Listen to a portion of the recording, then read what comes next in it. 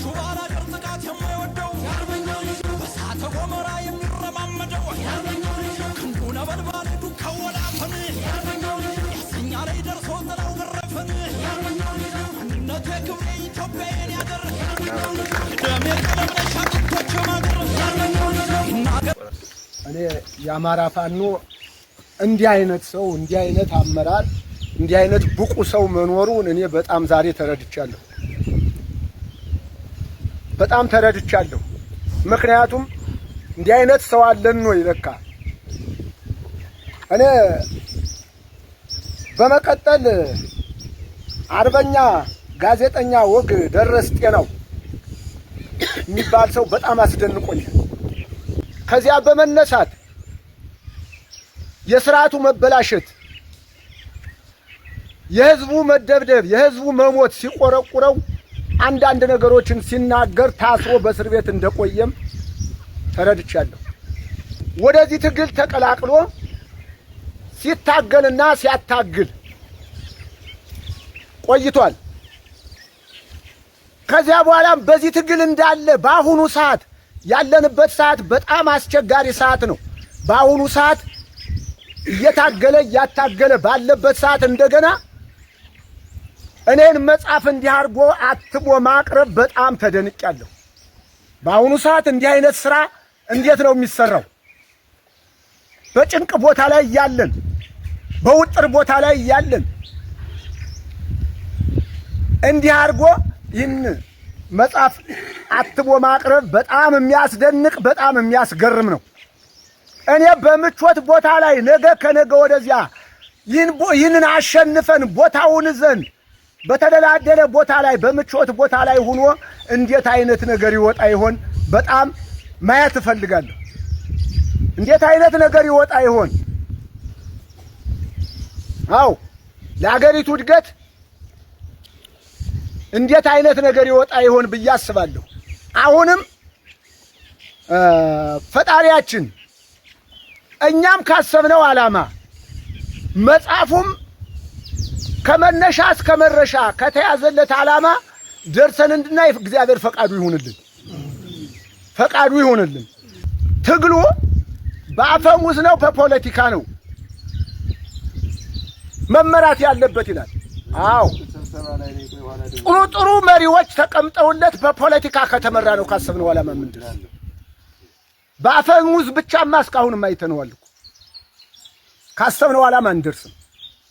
ጥሩ መሪዎች ቅድም አባታችን አርበኛ አለማየሁ ሽፈራው ሲናገሩት እንደነበረው ጥሩ መሪዎች በቦታው ላይ ተቀምጠው ከመሩት ነው እና አሁንም አላችሁልን ካሰብነው ዓላማ እንደርሳለን ብዬ አስባለሁ። በዚህ ውስጥ አሁንም አስቸጋሪ ነገር ሊገጥመን ይችላል። ከውስጣችንም በስንዴ ላይ እንክርዳድ እንዳሉት አባቶቻችን በስንዴ ላይ እንክርዳድ፣ አው አብራ የተጨመረች እንክርዳድ ተለቅማ ትወድቃለች። እንደ ስንዴው ለአገልግሎት አትውልም፣ ለመሳዊት አትውልም። እንደዚህ አሁንም እዚያ ውስጥ ያሉትን እየነቀስን ከዋጣናቸው ነው። አው እየነቀስን ከዋጣናቸው እና አሁንም እንደተጀመረው እናንተ መሪዎቻችን እነዚህን እየነቀስን የሚያበላሹትን አውጠን ከጣልን ምንም ያለ ውልውል ካሰብነው ዓላማ እንደርሳለን። ካሰብነው ዓላማ ለመድረስ ፈጣሪ ፍቀድልን። አመሰግናለሁ።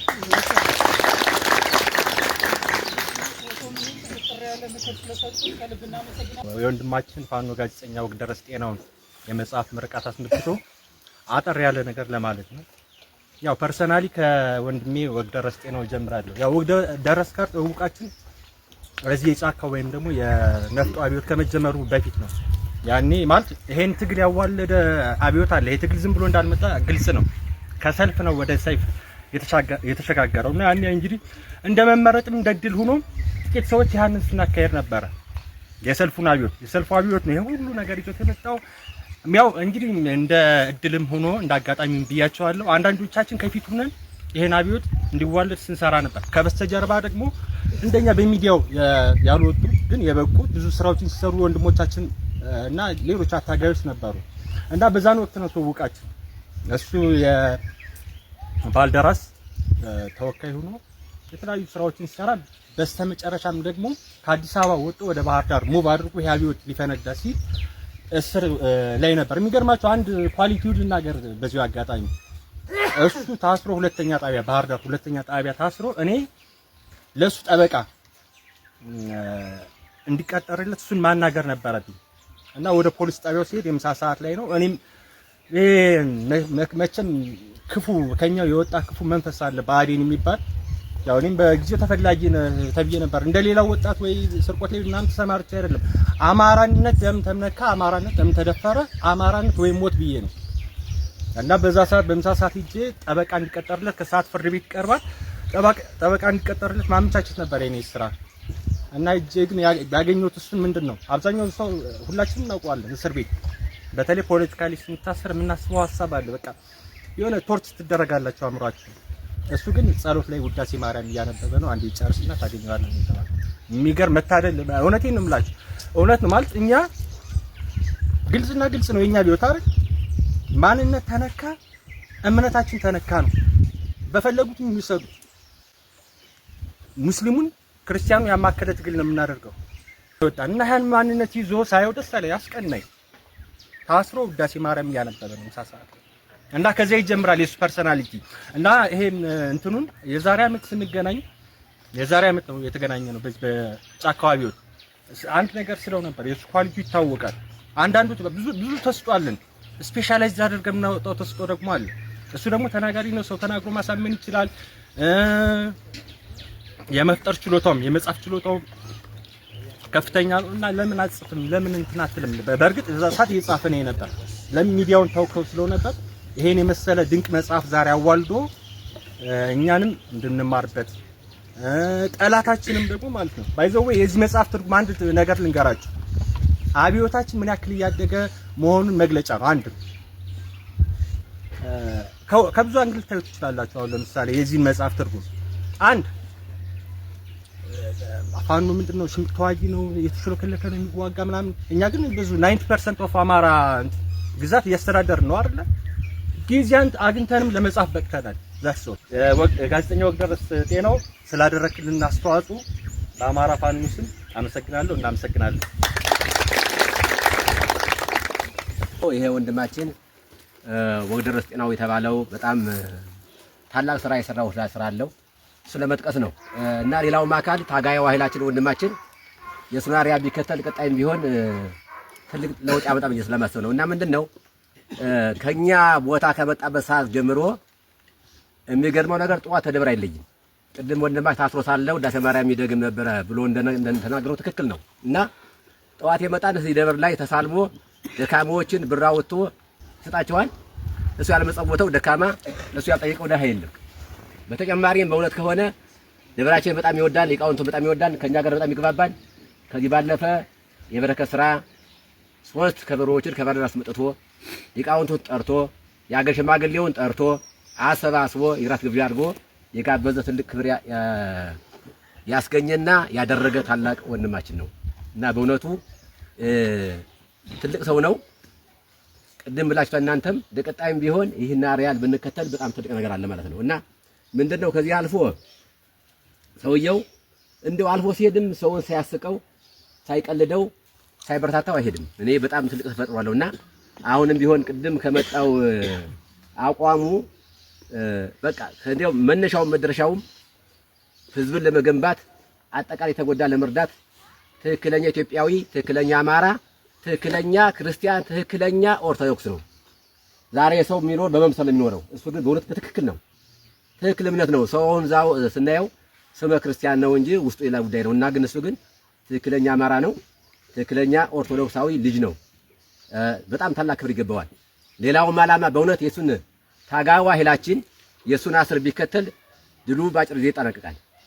ባለን ትግሉ በጦር ብቻ አይደለም፣ በምክርም በገንዘብም በሐሳብም በተቻለ መንገድ እናግዛለን። ከናንተ ጎን እንሰለፋለን። አቅማችን ለፈረው እንድናረግ ገባና እናንተም ቢሆን ደግሞ ከብሔር ህግ ሳትወጡ ፍትህና እርት ያያችሁ ህዝቡ እንዲከተላችሁ የማረክ ከንታይ እናንተ ይጠብቃል። እግዚአብሔር አምላክ ፈቃዱ ሆኖልን ለድል እንብቃ። አመሰግናለሁ። አባታችን እግዚአብሔር ይስጥልን። እናመሰግናለን። ወንድማችን ቅድም እንግዲህ ፕሮግራም አስተዋወቂው ባለው መርሃ ግብር ፋኖ ግቡን እንዲመታ የሚሉ ከዛ ቀጥሎ ያሉ ብዙ ንባቦችን የሚያሳይ ከዚህ በፊት የፋኖ ለምሳሌ በአባቶቻችን በብዙ ዘመን የቆየ ነው ፋኖ የሚለው ስያሜ ከስያሜው ጀምሮ በየዘመኑ ያለፋቸውን ሂደቶችን ጨምሮ በዚህ ወቅት ደግሞ ፋኖ በተለየ መልኩ የሚንቀሳቀስበትን ሂደትና በተለይ አሁን ላይ ባለው የትጥቅ ትግል ውስጥ በምን ያህል ርቀት እየሄደበት እንዳለና መሬት ላይ ያሉ ነባራዊ ሁኔታዎችን መሰረት በማድረግ የተተነተነ ለአንዳንዶቻችን ደግሞ መነሻ ሀሳብ የሚሆነን ቀጣይም ድልድይ ሆኖ የሚያሻግረን መጽሐፍ ነው። ስለዚህ እንግዲህ ባለ አንደበተ ርቱዕ ነው ይታወቃል። ወግደረስ ጋዜጠኛ ወግደረስ ጤናው። ከዛ ውጭ ደግሞ በአሁን በበሰዓል እስክሪብቶና ብዕሩ መጥቷል ማለት ነው። ብዙ ትሩፋት የምናገኝበት አንብበን የምንረዳበት በየደረጃው ያለን የሰራዊቱን አመራር ጭምር የምናስተምርበት የፖለቲካ ንቃተ ህሊና ግንዛቤ የምንፈጥርበት መጽሐፍ ነው።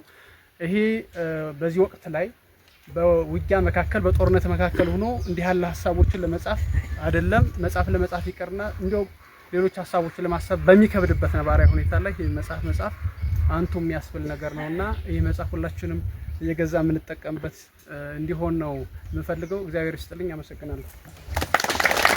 የመጽሐፉ ርዕስ ፋኖ ግቡን እንዲመታ ይላል።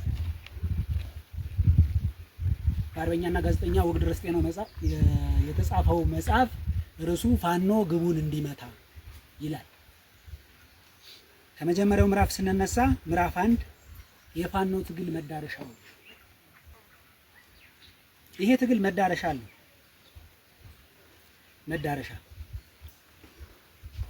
በተለይ ደግሞ የአማራ ህዝብ እንደ ህዝብ ከተደቀነበት የህልውና አደጋ እንዲወጣ የተደቀነበት የህልውና አደጋ ለመቀልበስ የሚያስችል እንቅስቃሴ ላይ ነው። ስለዚህ ፋይናሊ የዚህን ህዝብ የህልውና አደጋ መቀልበስ ወይ ደግሞ ድጋሚ የህልውና አደጋ ውስጥ እንዳይገባ አስተማማኝ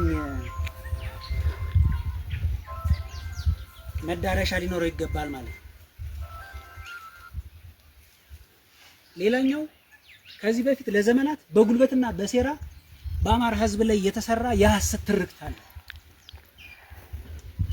ሀገሪቱን ቅኝ ገዢ አማራን ደግሞ እንደ ህዝብ ጨቋኝ ብለው የተነሱ ዘርፈ ብዙ የአማራ ጠላቶች አሉ፣ ከቅርብም ከሩቅም ከውጭም ከሀገር ውስጥ። የነዚህን የሐሰት ትርክትና ስሪት በዘላቂነት መቀልበስ ወይ ደግሞ መቀየር ይጠበቅበታል። ይሄ ሌላኛው ፋይናል መዳረሻችን ወይ ደግሞ የዚህ ትግል ፋይናል መዳረሻችን ነው ማለት ነው። ሌላ የአማራ ህዝብ በሁለንተናዊ መልኩ ዘላቂ ክብሩ ጥቅሙና ማንነቱ በሀገር ደረጃ አይደለም በዓለም አቀፍ ደረጃ ደረጃውን የጠበቀ አስተማማኝ ደህንነቱን ያስጠብቃል ማለት ነው።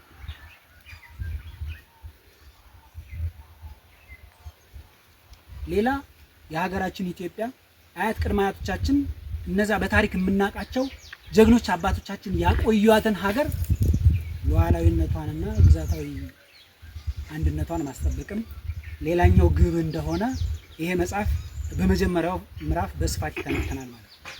በስፋት ያነሳል። ሌላኛው ምዕራፍ የፋኖ ትግል ጠንካራ ጎኖች። ይህ ትግል እንደሚታወቀው ዘርፈ ብዙ ጠንካራ ጎኖች አሉት። ከምንምና ከማንም በላይ ህዝባዊ መሰረት አለ። ጠንካራ ህዝባዊ መሰረት አለን። ከበቂ በላይ ምክንያት አለ። ሰፊ የሆነ የተዋጊ ኃይል አለ። ህዝባዊ ድጋፍ አለ። ምናልባትም በትጥቅ ትግሉ ሲጀመር አብዛኞቻችሁ እንደምታውቁት መጽሐፉ ላይ በስፋትም እንደሚተነተነው መጀመሪያ ሰላማዊ ትግል ነበር፣ ፖለቲካ ትግሎች፣ ከዛ በኋላ ሰላማዊ ሰልፎች፣ መንገድ መዝጋት፣ ሌላ ህዝባዊ አብዮቶች። ፋይናሊ አብዮቱ ፈንድቶ በየሰፈራችንና በየቀጠናችን የነበሩ የመሳሪያ አይነቶችና ቁጥራቸውን ስናይ ትንሽ ነበሩ። ጥቂት የቃታ መሳሪያዎች ምናልባት አልፎ አልፎ አንዳንድ ክላሽ የዘመም አንድ ክላሽ አንድ ነበር። በዛ ጀምረን ዛሬ ግን ያለንበትን የትጥቅ ደረጃ እና ብዛት እንመልከት። የነፍስ ወከፍ መሳሪያዎች የትየለሌ ባይነት፣ የቡድን መሳሪያዎች የትየለሌ ባይነት። እነዚህና መሰል ጉዳዮች የዚህ ትግል ወይ ደግሞ የፋኖ ትግል ጠንካራ ጎኖች ናቸው ማለት ነው። ህዝባዊ መሰረት አለን። ሰፊ የተዋጊ ኃይል አለን። ምናልባት ተዋጊ ኃይላችን በውጊያ ብቻ ሳይሆን በሐሳብ አቅም በተለያየ ብቃት ላይክ እንደ ጋዜጠኛውና ሌሎችም ጓዶች በብዙ ዘርፍ የሰለጠነና የተካነ ሁለንተናዊ አቅም ያለው ታጋይ አለ። ይሄ ሁሉ የፋኖ ትግል ጠንካራ ጎን ነው። ሌላ ምናልባት እንዳንድ የኛ ትግል ጠንካራ ጎን ወይ ደግሞ እንደ ድል የሚቆጠረው ያገዛዙ ያለበት ቁመና ነው። አገዛዙ ፊት ለፊት የገጠመው ጠላት ምንም አይነት ህዝባዊ መሰረት የለውም። ህዝባዊ ድጋፍ የለውም። አገር የመምራት አይደለም ሰፈር የማስተዳደር አቅምና አቋም የለውም። ዓላማ ያለው ተዋጊና ወታደር የለውም። ስለምታውቁት ሁሌ የሚከዳውን ሁሌ የሚያልቀውን የጠላት ወይ ደግሞ ያገዛዝ ሰራዊት ስታዩ ይሄ እና ሌሎችን መሰል ጉዳዮች የኛ ትግል ወይ ደግሞ የፋኖ ትግል እንደ መልካም አጋጣሚ ወይ ደግሞ እንደ ጠንካራ ጎን የሚወሰዱ ጉዳዮች ናቸው ማለት ነው። ደግሞ በሚፈለገው ፍጥነት ልክ አለመሄድ ምናልባት እነዚህ የሚመነጩት ካለማወቅ የተነሳንበትን የትግል ኮዝ ዓላማችንን አሁን ላይ ያለበትን የአማራ ህዝብ ነባራዊ ሁኔታ ጊዜውን እና ከኛ የሚጠበቀውን በትክክል ካለማወቅ ምናልባትም በኃላፊነት ደረጃ በየደረጃው ያለን እኔን መሰል ታጋዮች ያለንበትን የኃላፊነት መጠን መሸከም አለመቻል እና መሰል ውስንነቶች አሉብን።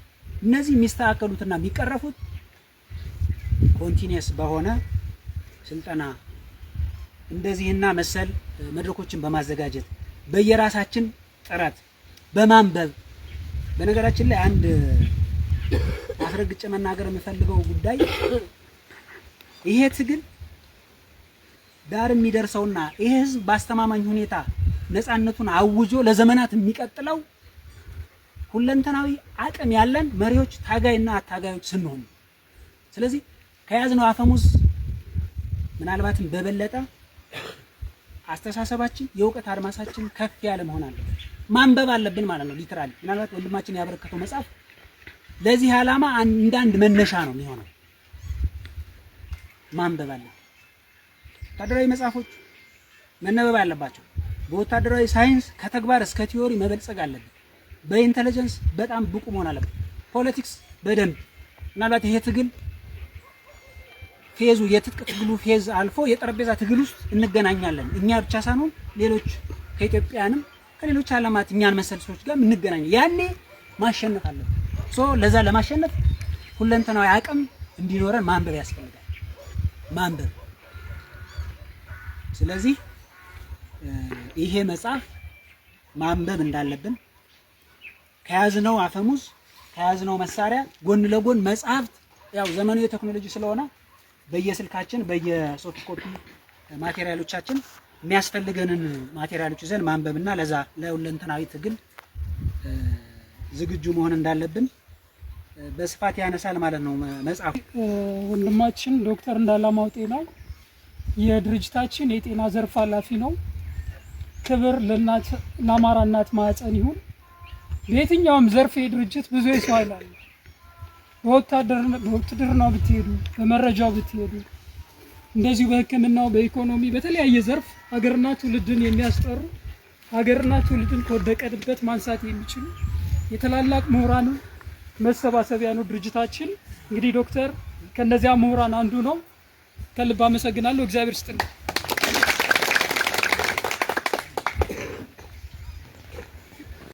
እንደምን ዋላችሁ?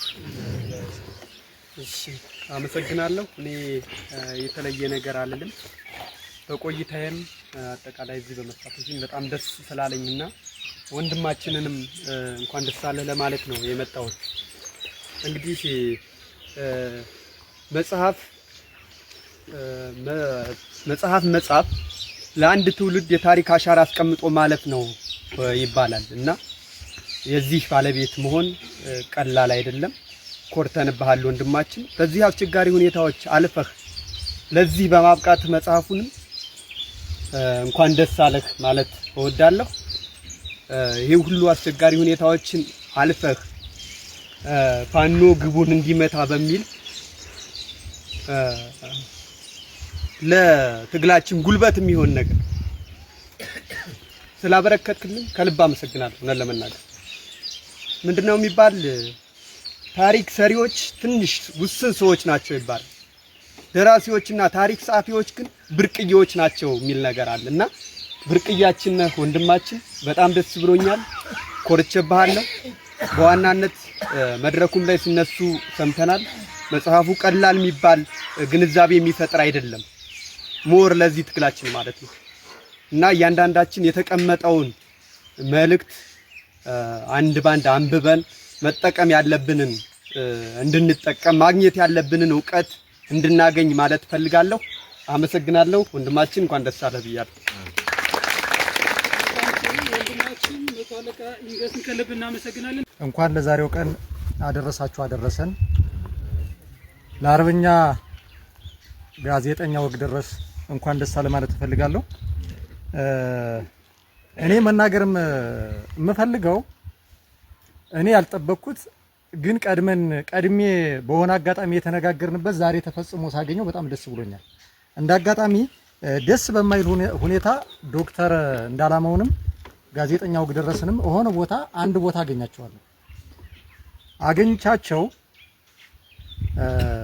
እናንተ በዚህ ሁኔታ ላይ ሳገኛችሁ የረፍት ጊዜያችሁ ነው። በዚህ ሰዓት ላይ እንደው በትንሹ ነው ያልኩት 2 መጽሐፍ ጽፈህ መጽሐፍን ማንበብ እፈልጋለሁ ብየዋለሁ። ግን እዚህ መጽሐፉ ምርቃት ላይ ተገኝቼ ይሄን መጽሐፍ አነባለሁ ብዬ አላሰብኩትም። ግን የታሪክ አጋጣሚ እዚህ ቦታ ላይ መገኘቴ በጣም ደስ ብሎኛል። እዚህ ቦታ ላይ እንድገኝ ሲነገረኝ ትዝ ያለኝ ነገር ይሄ ነው። የመጽሐፉ ይዘት የኢትዮጵያውያን ጸሐፊያን ሲጽፉ መጀመሪያ የራሳቸውን ታሪክ ነው የሚያስቀድሙት። እዚህ ላይ ግን ትግራችንን መሰረት ያደረገ ራሱን ስብዕና ያልገነባበት ትግሉን ብቻ መሰረት ያደረገ መጽሐፍ ጽፎ ለኛ አራያ በመሆኑ ደስ ብሎኛል። እንኳን ደስ አለ ማለት እፈልጋለሁ። ከዚህ በመቀጠል የመጽሐፉን ይዘት በወንድሞቼ ሲተነተን የተጠቀመባቸው ቃላቶች በጣም ደስ ብለውኛል። ኢትዮጵያዊ በሆነ ቃል ሃይማኖታዊ ይዘት ባላቸው ምሳሌዎች ነው የተጠቀመባቸው። እነ ሙሴን ነው የተጠቀመ። ይሄ ደግሞ ለኛ ጉልበት የሚሆነን ሙሴን ማወቅ ስንፈልግ መጽሐፍ ቅዱስ እናነባለን፣ ሌላ መጽሐፍት እናነባለን። በትረ ሙሴ ነው ሲጠቀም የነበረ ግጥሙ ላይ ባየሁት ሁኔታ ማለት ነው። ስለዚህ ታሪክ መጻፍ ያለበት እህቴ እንደተናገረችው በባለ ታሪክ መሆን አለበት ማለት ነው። ዛሬ የኢትዮጵያን ታሪክ ስናነበው ኢትዮጵያውያን በጻፉት ልክ አይደለም። የኛ ጠላቶች በባርነት መጣው ሊገዙን መጣው ለኛ ታሪካችሁ ይሄ ነው ብለው በጻፉልን ነው የምናነበው እንጂ ኢትዮጵያውያን ጸሐፊያን ጽፈውት አይደለም። ስለዚህ ይሄ በቂ አይደለም ብዬ ነው የማስበው። ለትግላችን ፍኖት በዚህ ልክ መሄድ አለባችሁ ብለ ያስቀመጥከው በቂ አይደለም። የትግሉ እያንዳንዱ መዛግብ ተዘግበው ለአንባቢያን ለትውልድ መተላለፍ ስላለበት ይሄም ትልቅ አደራ አለብህ። ይሄንን ጽፈህ ለትውልዱ እንድታስተላልፍ ማለት እፈልጋለሁ። እንኳን ደስ አለ ወንድሜ። በጻፍከው መጽሐፍ ተምረንበት ትግሉን የምናሰለጥበት ህዝባችን ነፃ የምናወጣበት ይሁንልን። ጨርሻለሁ። አመሰግናለሁ። ያው ወንድማችን ጋዜጠኛና አርበኛ ወግደረስን ማመስገን እፈልጋለሁ። አጋጣሚ ይህን መጽሐፍ በሚጽፍበት ወቅት ግቢ ላይ ተቀምጠን ከደብተሩ የጻፈውን ወደ ኮምፒውተሩ ሲገለብጥ ከጎንህ አድርገኝና እስኪ የእውቀት ባለቤት አድርገኝ ብዬው አውቃለሁ። እኔ ይሄ መጽሐፉ እንደሚታተም እኔ እውቀቱ አልነበረኝም፣ ግን አሁን ያንን ሳስበው በጣም ከዚያ ጋራ መጥቶልኛል። ስለዚህ መጽሐፉን አግኝቼ አንብቤ የእውቀት ባለቤት እንደምሆን ተስፋ አደርጋለሁ። ለዚህ ላበቃው አምላክ ደግሞ ክብር ምስጋና ይግባው። እኛንም ደግሞ የእውቀት ባለቤቶች ለማድረግ ስላሰበ ትግሉንም አንድ እርከን ወደፊት ስላሻገረው ማመስገን እፈልጋለሁ። አመሰግናለሁ።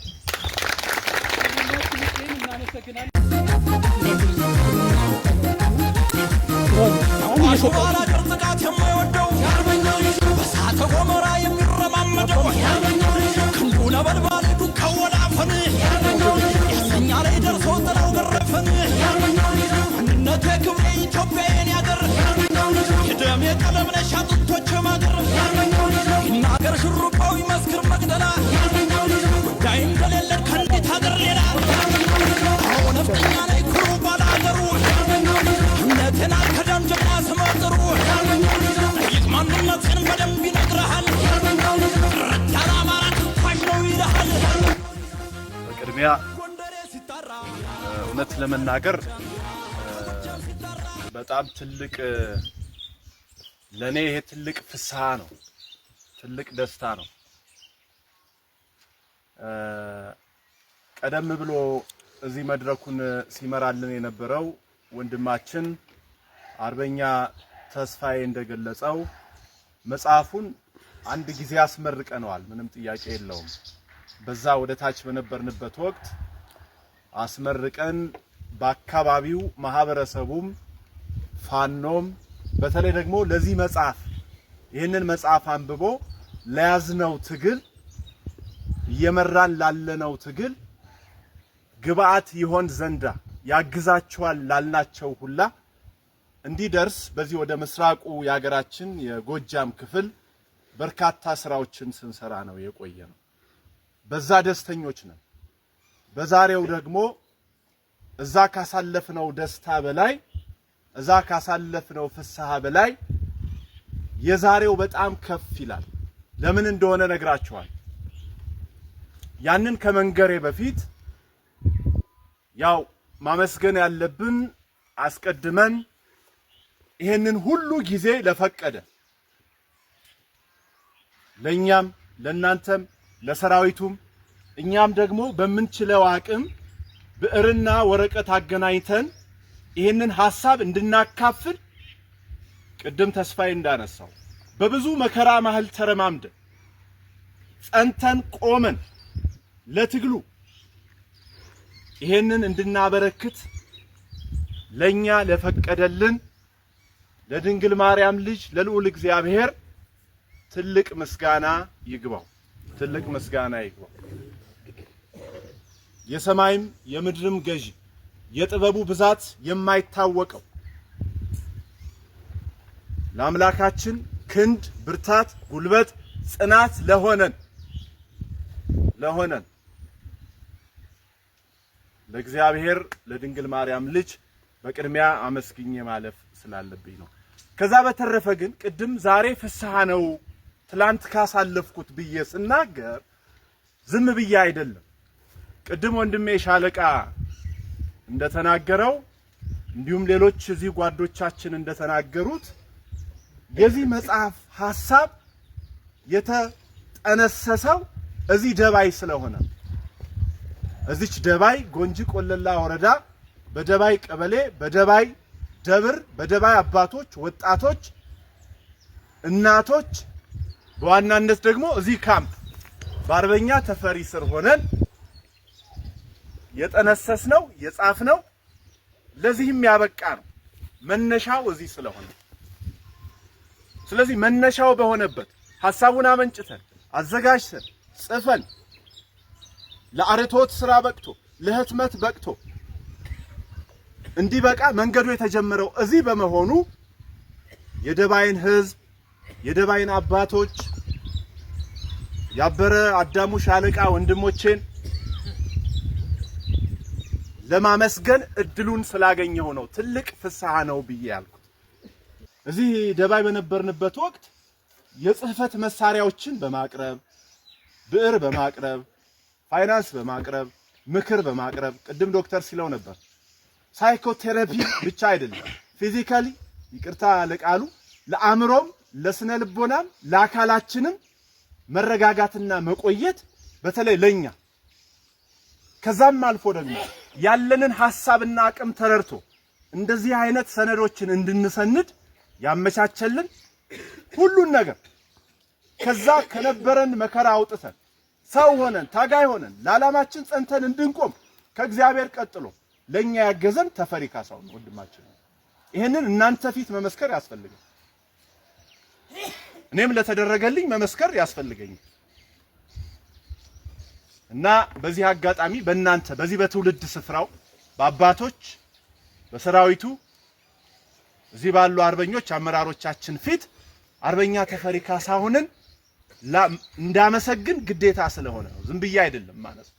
በተረፈ ይህንን መጽሐፍ ሁላችሁም እየወሰዳችሁ እንድታነቡት ማንበብ ብቻ አይደለም አንብበን በተቻለ አቅም ወደ ተግባር እንድንለውጠው ከመግቢያው ጀምረን አንብበን ወደ ተግባር እንድንለውጠው በዚህ አጋጣሚ ጥሬን ላስተላለፍ እወዳለሁ።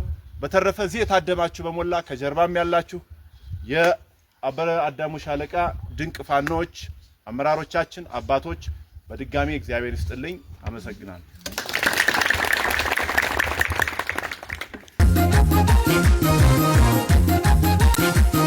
ተቋሹ ባላገር ጥቃት የማይወደው የአርበኛው ልጅ በሳተ ገሞራ የሚረማመደው የአርበኛው ልጅ ክንዱ ነበልባል ዱካው ወላፈን የአርበኛው ልጅ ያሰኛ ላይ ደርሶ ጥላው ገረፈን የአርበኛው ልጅ አንድነቴ ክብሬ ኢትዮጵያዬን ያገር የአርበኛው ልጅ የደሜ ቀለም ነሽ